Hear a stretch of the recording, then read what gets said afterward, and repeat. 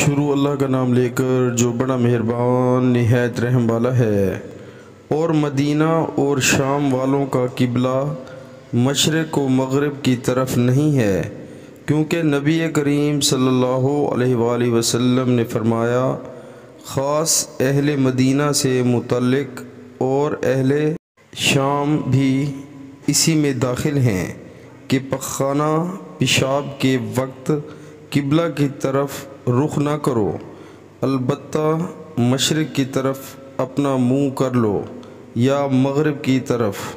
صحیح البخاری کتاب نماز کا بیان، مدینہ اور شام والوں کے قبلہ کا بیان اور مشرق کا بیان، حدیث نمبر 394۔